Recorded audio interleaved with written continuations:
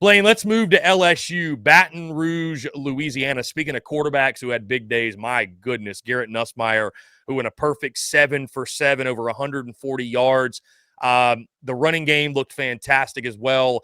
Defensively, I know that was a big talking point, right, with Blake Baker, the brand new defensive coordinator. I know LSU folks that I was seeing on social media, talk to a couple as well.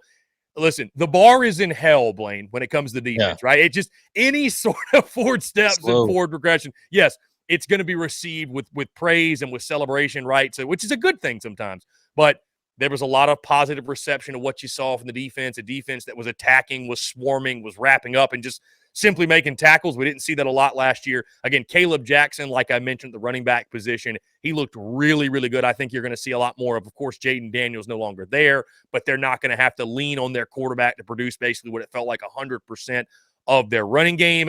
The good, the bad, the ugly. What did you take away from the LSU spring game yesterday?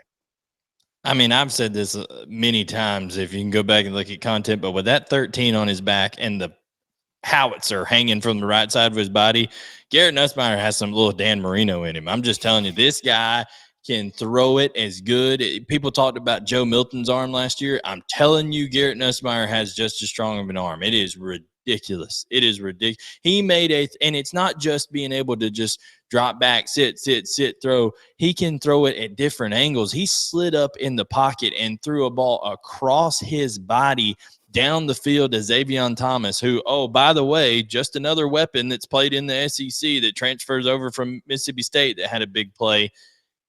He made an unbelievable throw. He looked so calm and collected back there. And I think, you know, when you talk about those weapons, Kyron Lacey made a huge play. Xavier Thomas, that huge play. You got Chris Hilton, who's down there just burning down the sideline. They barely didn't connect on one. And then a guy that nobody was talking about as much as they need to be, Mike Denbrock last year, before the season last year, I know he's at Notre Dame now, but before the season last year, Alabama transfer, former 5-star guy from Edna Karr High School, I believe, in New Orleans, Aaron Anderson was a guy they said, hey, we got to get him the football. We got to get him. Didn't get him the football as much last year. They got him the football in multiple ways this year. I think he's going to be a guy that steps up.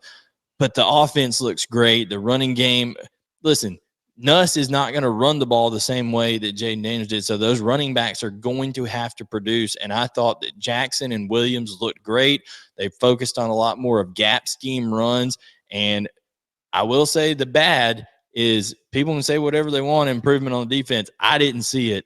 The run defense was atrocious. They did not fit the gap scheme well. They did not handle motion away from well in terms of adjusting and then refitting their gaps and things of that nature. Didn't wrap up on a lot of things. I thought the defense had left a lot to be desired. Some busted coverages. Sage Ryan has moved back to the safety position where they say he's more natural, but it was busted coverage for Kyron Lacey in cover 2. He didn't take the half of the field to that side. So, you know, I think that's kind of the bad and the ugly for LSU's on the defense. But on the offensive side, they will not skip a beat. I think they're going to continue to get just two statues that are so experienced in tackles with Campbell and Jones. It was really, really good offensively. And, you know, I think we just got to see Blake Baker kind of continue to work on this thing as we get close to fall on the defense.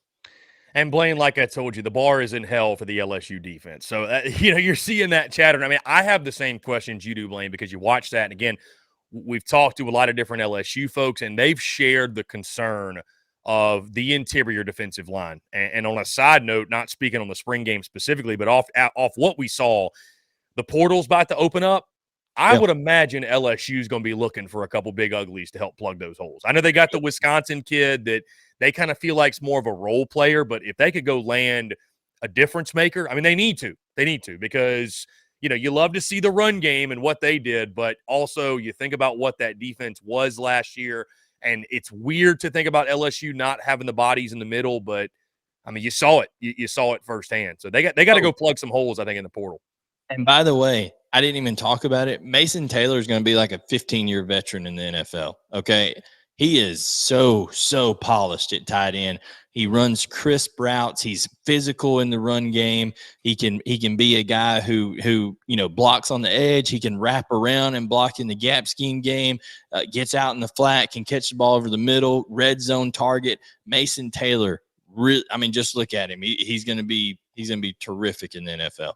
All I know about LSU is when they get on that field, somebody's band's going to be playing, either LSU's or the other teams, because I don't think they can stop anybody again this year. Either Blake Baker's going to have to get some more bodies in there, and I don't know that anybody's going to stop them. When you talk about, I think they're going to be way improved running the football with Josh Williams and with Caleb Jackson and Nuss. He can just sling it over their mountains, okay? He's got a cannon of an arm and has receivers to throw it to, whether it's Lacey, whether it's Hilton, whether it's Aaron Anderson, Mason Taylor at tight end, so many weapons. I think LSU is going to be explosive in good ways and bad in 2024.